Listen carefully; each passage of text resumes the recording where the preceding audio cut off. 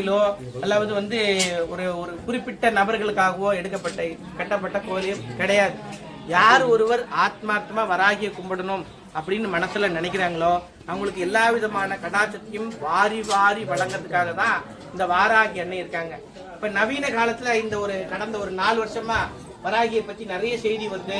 இந்த யூடியூப்ல எல்லாம் வீடியோக்கள்லாம் யுகம், துவாபர யுகம், கலியுகம் 4 யுகங்கள் இருக்கு.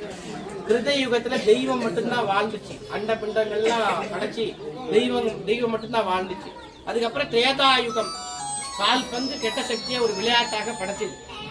அதுக்கப்புறம் துவாபர யுகம், துவாபரனா தராசு, மகாபாரத காலம்னு சொல்றது, ராமாயணம் மகாபாரத காலம் ஒரு 2 போட்டி இருந்துகிட்டே இருக்கும். கலியுகம், கலினா பொய். இந்த காலத்துல யார் நல்லவர் யார் கெட்டவர் கூட இருந்தே குழி பறிக்கிறது, எத்தனை வருஷமா இருப்பாங்க, திடீர்னு நமக்கு துரோகம் நினைப்பாங்க. அப்படிப்பட்ட கலிகாலத்துல அதர்வன வேத சார அம்சத்தில் இருக்கக்கூடிய இந்த வாராகி அன்னையோட வழிபாடு செய்யும் பொழுது சீக்கிரமாக நமக்கு வேண்டிய வரங்கள்லாம் சித்திக்கும். அதனால எந்த வகையிலையும் பிற உயிர்களுக்கு கஷ்டம் கொடுக்காதபடி நம்ம வாழ்க்கையை நடத்தணும்னு சொல்லிட்டு அம்பாள்கிட்டே நம்ம பிரார்த்தனை பண்ணணும். அப்ப வெறுங்கையோட போகும்போது ஒரு அருகம்புல்லு செட்டு விநாயகருக்கு படைக்கலாம். யாவருக்கும் ஒரு பச்சிலைன்னு சொல்லுவாங்க. ஒவ்வொரு தெய்வத்துக்கும் ஒவ்வொரு பத்திரம்னா இலைன்னு சொல்லுவாங்க. விநாயகருக்கு அருகம்புல்லை விட சிறந்த வழிபாடு எதுவுமே கிடையாது. அவருக்கு பக்ஷண பிரியர். லட்டு, முறுக்கு, அதிரசம், வெள்ளரி பழம், கரும்பு சாறு எல்லாம் வர விநாயகருக்கு நிறைய வகையா படைச்சா ரொம்ப பிடிக்கும். சங்கட சத்தியெல்லாம் பொறிக்கடலை வச்சு கொடுத்தோன்னா சின்ன குழந்தைங்களாம் சாப்பிட்டாருன்னா விநாயகர் ரொம்ப சந்தோஷமாயிடுவார். அப்ப முருகருக்கு அவருக்கு பாலாபிஷேக பிரியர். அப்புறம் நடந்தே அவரை தரிசனம் பண்றது அவருக்கு ரொம்ப விசேஷம். அதே மாதிரி பெருமாள் அலங்கார பிரியர்.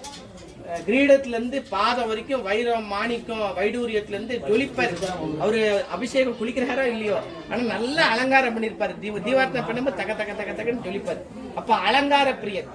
சிவன் அபிஷேக பிரியர். குடமா ஊத்தணும், பாலும் தயிரும் ஊத்திக்கிட்டே இருக்கணும் சிவபெருமானுக்கு.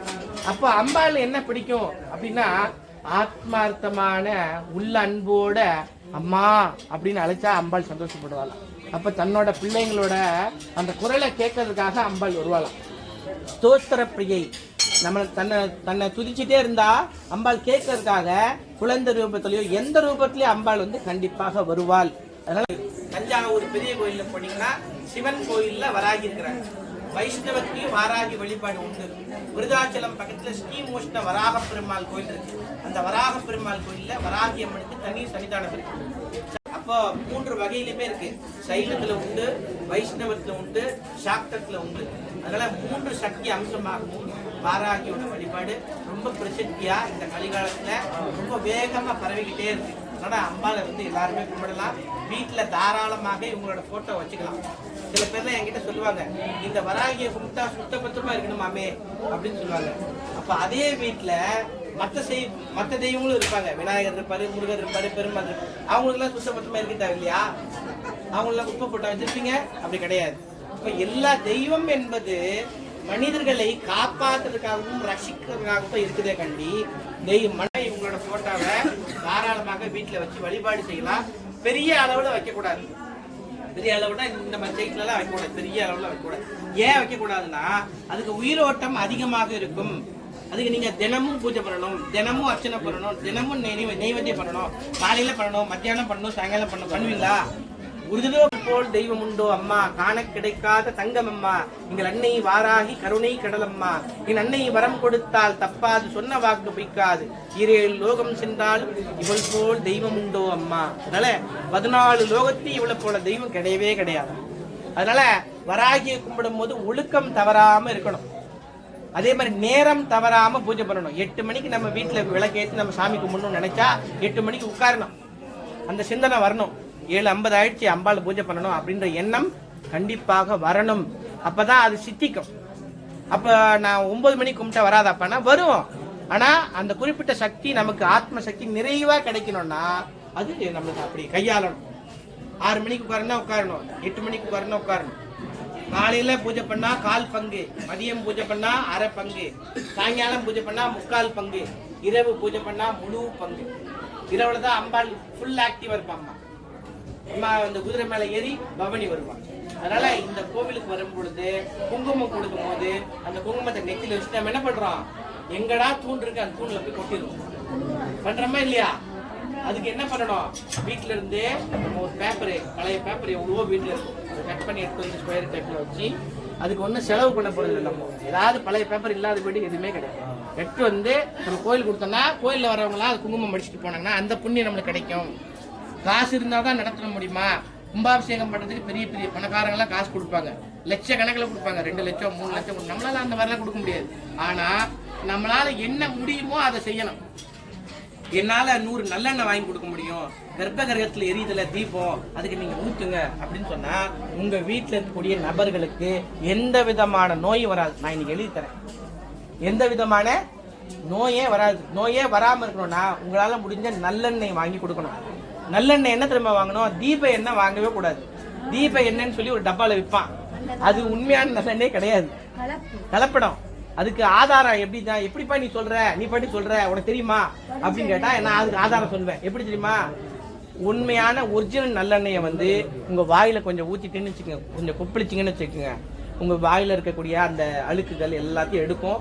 அதே மாதிரி அது ஒரு இது மாதிரி லேயர் மாதிரி ஃபார்ம் ஆகிட்டு உங்களுக்கு வாயில எந்த பிரச்சனையும் வராது. ஆயில் புல்லிங் கூட சொல்லுவாங்க. ஆனா அந்த கலப்பட எண்ணெயை எடுத்து நீங்க வாயில ஊத்துங்க, உங்க உதடுகள் எரியும், அப்படியே எரியும். அதனால விளக்குக்கு ஊத்துற எண்ணெய் வந்து சாப்பாட்டுக்கு கொடுக்கக்கூடிய எண்ணெய் கொடுங்க அப்படின்னு சொல்லி கேட்கணும். அதுலதான் வாசனை கும்முன்னு வரும்.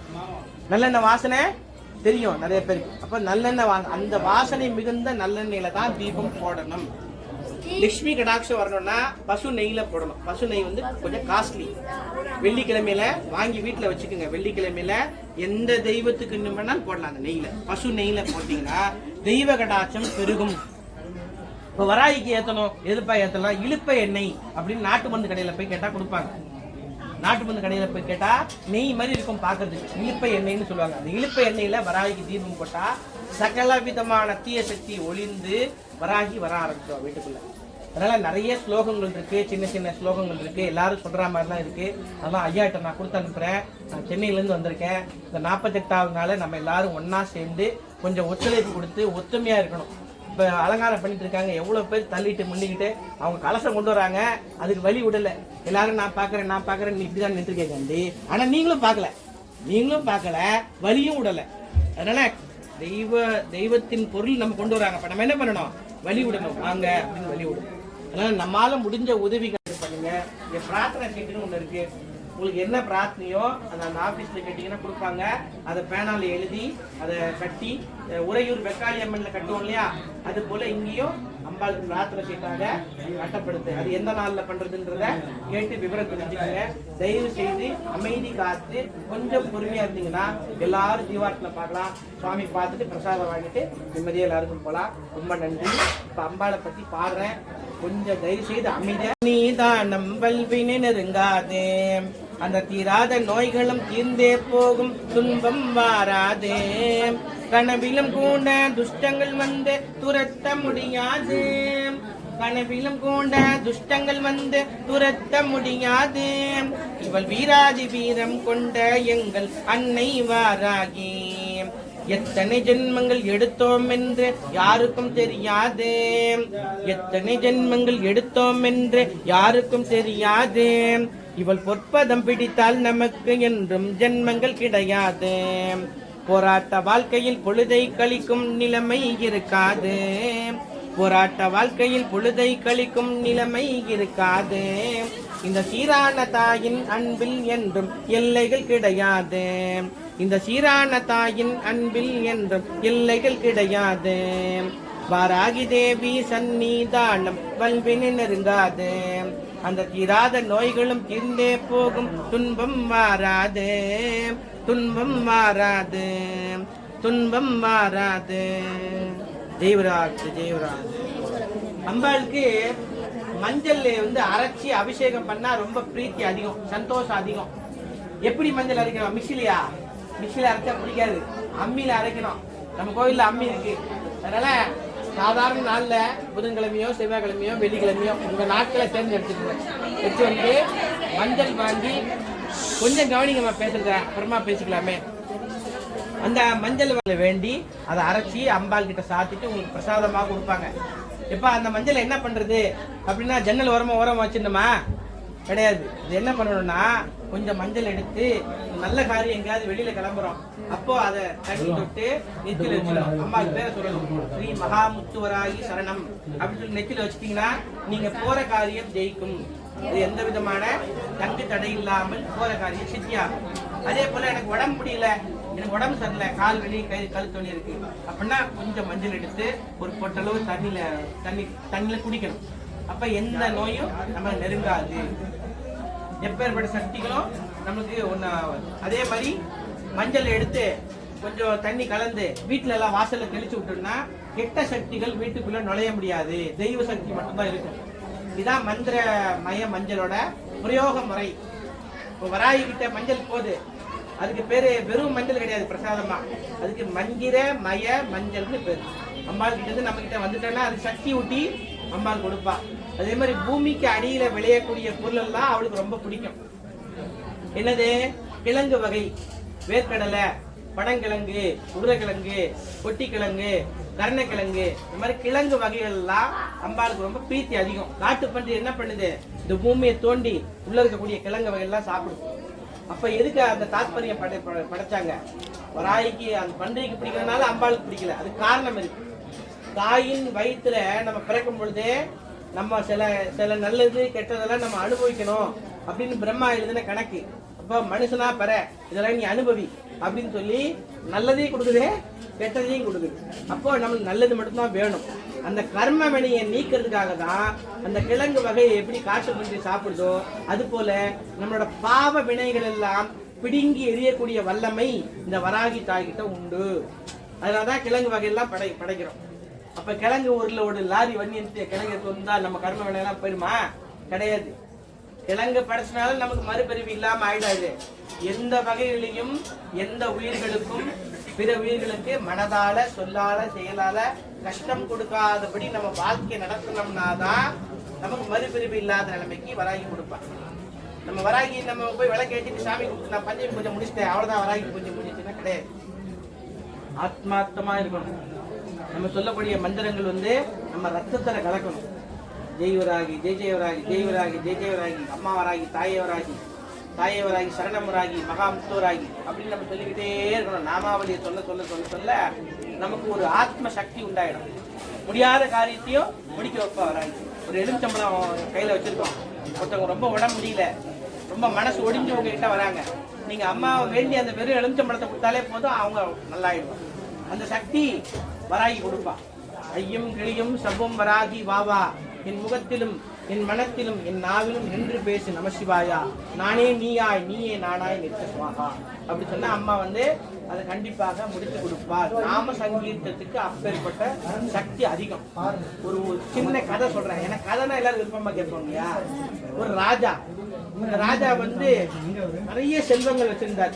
வரவங்களுக்கு எல்லாம் சாப்பாடு போட்டு வஸ்திர தானம் எல்லாம் கொடுத்து ரொம்ப சந்தோஷம் சொல்லி எல்லாரும் அனுப்பிட்டே இருந்தார். அப்போ ஒருத்தர் என்ன பண்ணாரு, எல்லாருக்கும் குடிச்சிருக்கும்போது ராஜா வாழ்கன்னு சொல்லிட்டு போனாங்க. எப்பயுமே யாராவது கொடுத்தாங்கன்னா அவங்க வாழ்கன்னு சொல்றது வழக்கம் இல்லையா, சொல்லிட்டு போனாங்க. அப்ப அவர் என்ன பண்ணாரு, கையில வாங்கிட்டு அரகரா சிவசிவா அப்படின்னு சொன்னாரு. ராஜா கொஞ்சம் கவனிக்கல, சரி விட்டாரு. அப்ப மறுநாள் வந்தாங்க, எல்லாருக்கும் சாப்பாடு போட்டு வஸ்திர தானம் கொடுத்தாங்க. திருப்பி வந்தாரு. அவர் கரெக்டா கிட்ட வரும்போது அரகரா சிவசிவா ராஜா கூப்பிட்டாரு, இங்க வா. அரகரா சிவசிவாவை இதை கொடுத்தாரு, உனக்கு சாப்பாடு போட்டது நானு, உனக்கு துணிமணி கொடுத்தது நானு, உனக்கு பணம் கொடுத்தது நானு, என் பேர் சொல்லாம சிவனோட மந்திரத்தை சொல்றியே. இல்ல சிவன் தான் உங்களை கொடுக்க வச்சிருக்காரு அப்படின்னு சொன்னாரு. இன்னொன்று இந்த மாதிரி சொன்னேன்னா உனக்கு நான் எதுவும் உதவி செய்ய மாட்டேன் அப்படின்னு சொன்னா மறுபடியும் சாப்பாடு போடுறாங்க, மறுபடியும் வஸ்திரம் கொடுக்குறாங்க, மனம் கொடுக்குறாங்க, கிட்ட வராங்க, அரகரா சிவசிவான்னு சொல்றாங்க. யோ நான் ஏற்கனவே உன சொல்லியிருக்கேன் என்ன பேர் சொல்லணும்னு சொல்லி உட்காரு, நான் அப்படியே ஒரு பவனி மாதிரி போயிட்டு வரேன். ராஜா போனோடனே பார்த்தா ஒரு மாமரத்தை பாக்குறாரு, மாம்பழம் எல்லாம் பழுத்து அப்படியே தொங்குது, சாப்பிட்ற மாதிரி ரெடியா இருக்கு. ராஜாக்கு ஒரே சந்தோஷம். கிட்ட போய் நல்லா சாப்பிட்டாரு. சாப்பிட்டு பழங்கள்லாம் எடுத்து சரி நம்ம சாப்பிட்டோம், அவன் பசியோட கிடக்குறான், 2 பழத்தை எடுத்து போய் கொடுப்போம் அப்படின்னு சொல்லி அந்த பழத்தை எடுத்து கொடுக்குறாரு. கொடுத்தோடனே அவர் கையில வாங்கிட்டு என்ன சொல்றாரு, அரகரா சிவசிவா, யோ அடிச்சிருவோம் அப்படின்னு சொல்றாரு. நான் தானே இப்ப நான் எடுத்து கொடுத்தேன் அப்படின்னு சொன்னதுக்கு, எப்படி நீ அரகரா சிவசிவா சொல்ற, எந்த விதத்துலயா சொல்ற, அவ்வளவு தூரம் கஷ்டப்பட்டு நான் கொண்டு போய் பழத்தை எடுத்து வந்து அரகரா சிவசிவான்னு சொல்றீங்க அப்படின்னு சொன்னா, அப்ப பேசுறாரு அவரு, ராஜா நீங்க யாரு? இந்த நாட்டுக்கு மன்னன், நான் யாரு? நான் சாதாரண பிரஜை.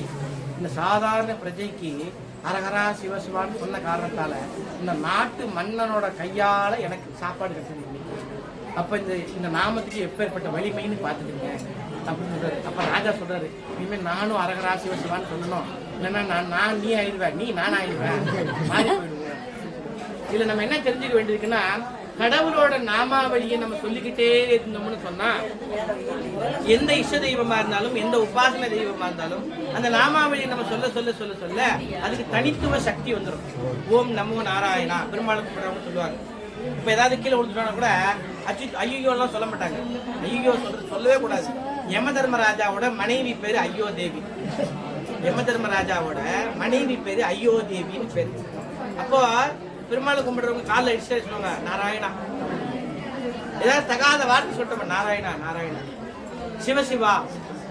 அப்போ அது போல நமக்கு வராகியம் தான் கும்பிடணும்னு சொல்லல. ஏன் எனக்கு இஷ்ட தெய்வம் வராகி, அதுக்காக நீங்க எல்லாரும் வராகி கும்பிட்டு நான் சொல்ல மாட்டேன். யாருக்கு ஆத்ம சக்தி, எந்த தெய்வத்தை நம்ம கும்பிட்டாலும் சரி, எப்பேற்பட்ட கடவுளை தரிசனம் பண்ணாலும் சரி, ஆனா அந்த உருவம் மட்டும் நமக்கு தெரியும்.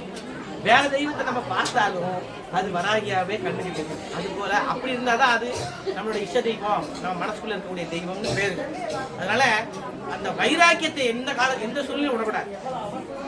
எவ்வளவு பெரிய பிரச்சனை வந்தாலும் சரிதான், தெய்வத்திட்ட நம்ம என்ன கேட்கணும் தெரியுமா? எனக்கு கஷ்டம் இல்லாத வாழ்க்கையை கொடுன்னு கேட்கக்கூடாது. எப்பேற்பட்ட கஷ்டம் வந்தாலும் அதை சமாளிக்கக்கூடிய தைரியத்தையும் பக்குவத்தையும் எனக்கு கொடுத்தாயே அப்படிதான் நம்ம கேட்கணும். ராமகிருஷ்ண பரமஹம்சர் காளி தேவி கிட்ட, காளி பிரசன்னம் ஆயிட்டா, பதவிதம் பத்திரகாளி நிக்கிறா, உனக்கு என்ன வர வேணும் அப்படின்னு கேக்குறாங்க. அப்ப ராமகிருஷ்ணன் சொல்றாரு, தாயே எனக்கு நிறைய கஷ்டத்தை கொடு. ராமகிருஷ்ணா என்ன ஆச்சரியம், எல்லாரும் எனக்கு கஷ்டமே வேணாம், அது வேணாம், இது வேணும்னு சொல்லுவாங்க, நீ என்னன்னா கஷ்டம் வேணும்னு சொல்றீங்க. எதுக்கு அந்த எதிரிமாப்பா நான் கேட்டேன். கஷ்டம் எனக்கு கஷ்டம் வந்தாதான் நான் உன்னை நினைப்பேன். கஷ்டம் இல்லைன்னா தெய்வத்தை நினைக்க மாட்டோம். நமக்கு எல்லாமே கிடைச்சிச்சுன்னு வச்சுக்கோங்க, பணம் கிடைச்சிச்சு, வீடு கிடைச்சிச்சு, கார் கிடைச்சிச்சா, கோயில் வருவோமா, மறந்துடுவோம். அதனால ராமகிருஷ்ணன் அந்த வைராக்கிய எண்ணத்தை வளர்க்கறதுக்காகவே காளி தேவி கிட்ட கஷ்டத்தை நிறைய குழு அப்படின்னு சொல்றாங்க. ரமண மகரிஷி கால் குழு வந்துச்சு, புண்ணா போச்சு கால். திருவண்ணாமலையில உட்கார்ந்து இருக்காரு. சிஷ்யர்கள்லாம் சொல்றாங்க, ஐயா நீங்க நினைச்சா இதை சரி பண்ணலாமே, மருத்துவர்கள்லாம் சரி பண்ணலாமே, உங்களோட ஆத்ம ஞான சக்தியை வச்சே இந்த புண்ணை சரி பண்ண முடியுமே, நீங்க ஏன் பண்ண மாட்டீங்க அப்படின்னு. அதுக்கு அவரு ஒரு பதில் சொல்ற, ஒரே பதில் தான், என்னோட கர்ம வினைய இந்த ஜென்மத்திலேயே நான் கழிச்சு முடிக்கிறேன். நான் மறுபடியும் இதை சரி பண்ணிட்டேன்னா மறுபடியும் வேற எதுக்காக நான் பிறக்கணும், நான் பிறவா நிலை இருக்கணும் காப்பா நான் இப்படி இருக்கிறேன் அப்படின்னு. நம்ம அந்த அளவுக்கு மகான்கள் லெவல்ல நம்ம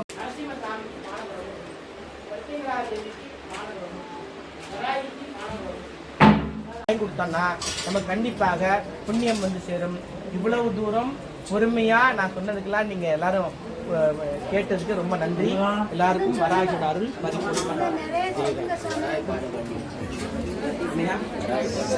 பாட்டா பாடிடுவோம். பாதம் நான் தொழுவேன் ஓடிவாங்கம்மா, மானே மரகதமே ஓடிவாங்கம்மா, மணிமகுடம் மணிந்தவெல்லாம் ஓடிவாங்கம்மா, சங்கு சக்கரம் ஏந்திக்கிட்டு ஓடிவாங்கம்மா, சக்தி காவலானவெல்லாம் ஓடிவாங்கம்மா, ஏற்களப்பை எடுத்துக்கிட்டு ஓடிவாங்கம்மா, ஏழைகளை வாழ்விக்க ஓடிவாங்கம்மா, உலக்கை எடுத்துக்கிட்டு ஓடிவாங்கம்மா, காக்கும் முத்தமியே ஓடிவாங்கம்மா, பட்டு சேலை கட்டிக்கிட்டு ஓடிவாங்கம்மா, பக்தர்களின் குரல் கேட்டு ஓடிவாங்கம்மா,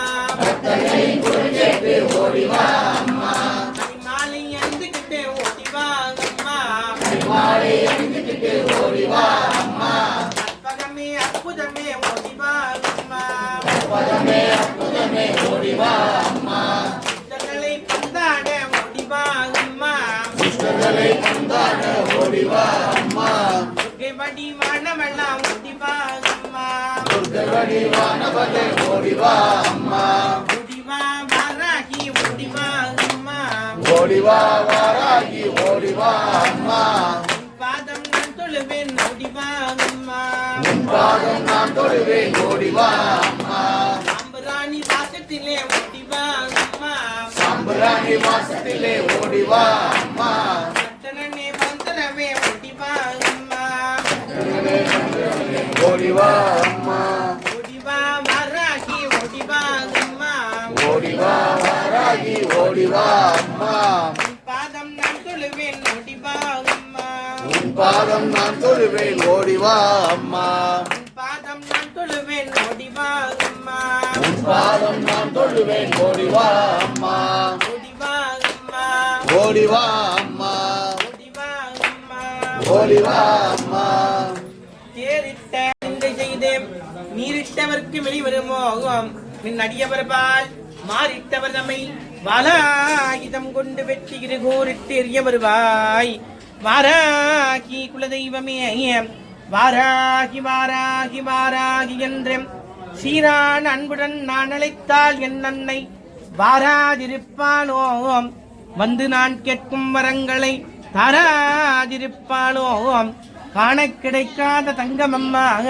எங்கள் அன்னை வாராகி கருணை கடலம்மா என் அன்னை வரம் கொடுத்தால் தப்பாதம்மா என் அன்னை கனி கொடுத்தால் தப்பாதம்மா சொன்ன வாக்கு வைக்காதம்மா ஈரேழு லோகம் சென்றாலும் இவள் போல் தெய்வம் உண்டோ அம்மா காண கிடைக்காத தங்கம் அம்மா எங்கள் அன்னை வாராகி கருணை கடலம்மா பாலவாராகி ஞானவாராகி பிருகத்பாராகி பிரத்யக்ஷ வாராகி லகு வாராகி சிம்மரூட வாராகி மகிஷரூட வாராகி வியாக்ரூட வாராகி அஸ்வரூட வாராகி ஆதி வாராகி உன்மத்த வாராகி தும்ர வாராகி வஜ்ர வாராகி ஸ்ரீ சௌபாக்கிய யோக வாராகி ஸ்ரீ மகாமுத்து வாராகி தேவியை நமோ நமः ஜெய ஜெய தேவி சரணம் வராகி தேவி சரணம் ஜெய ஜெய தேவி சரணம் வராகி தேவி சரணம்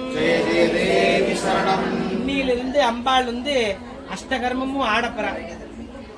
வசியம், மோகனம், உச்சாடனம், இப்படி பலவிதமான அஷ்டகர்மங்கள் இருக்கு. அம்பாள் அதை செய்யறதுக்கு தயாராகி கொண்டாள். ஏன்னா 48 நாள் மண்டல பூஜை முடிஞ்சிச்சு. காப்பு கட்டுவாங்க அம்பாளுக்கு. இந்த 48வது நாள் கயிறை அவுத்துருவாங்க. அதனால யார் யாருக்கு என்னென்ன காலகட்டத்தில் எந்த விஷயம் பண்ணணும், எந்த விஷயம் பண்ணக்கூடாது அப்படின்னு நிர்ணயிக்கிற முடிவு வராகி அம்பாள் எடுக்க போறா. எப்பயுமே ராஜா வரப்போறாருன்னு சொல்லணும்னு வச்சுக்கோங்களேன். அந்த ராஜாவை புகழ்ந்து எல்லாரும் யந்திர தந்திர ஔஷத நாயகி மகா காளி சண்டி ஜடாதரி ஸ்ரீ மகாமுத்து வாராகி தேவிக்கு, மகாமுத்து வாராகி தேவிக்கு, மகாமுத்து வாராகி தேவிக்கு சந்தோஷம். எல்லாரும் ஒத்துமையா இருந்தே சாமி தரிசனம்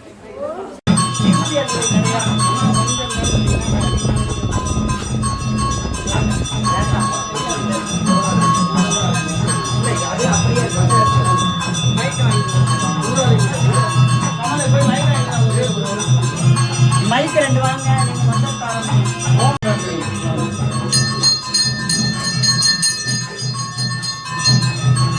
தனியா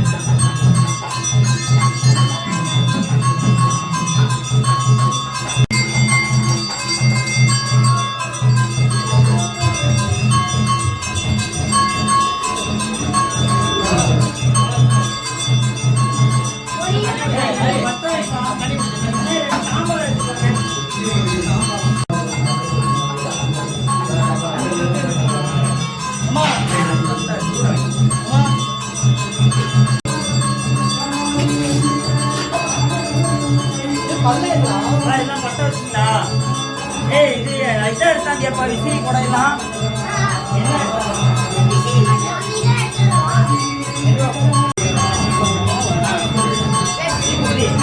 சாம்பல் எடுத்துப்பா.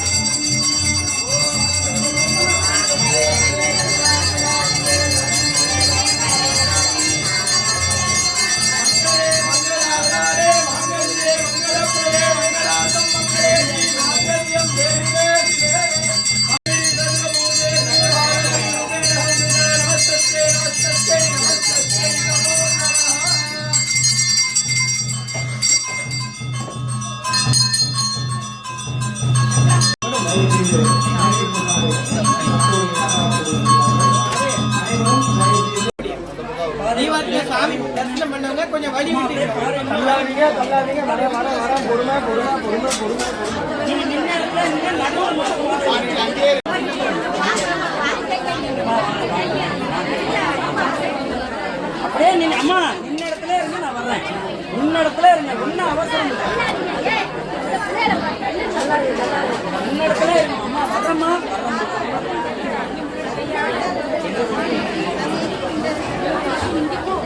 நின்ன இடத்துல.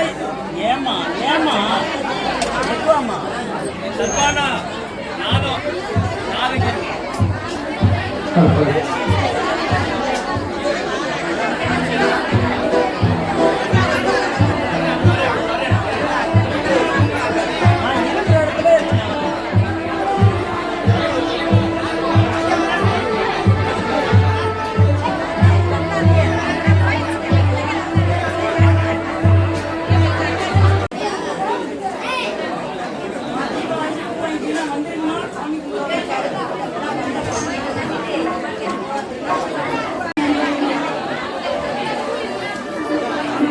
விழிக்கு துணை திருமண் மலப்பாதங்கள் மெய்மை உண்டா வழிக்கு துணை முல்லாவெனும் நாமங்கள்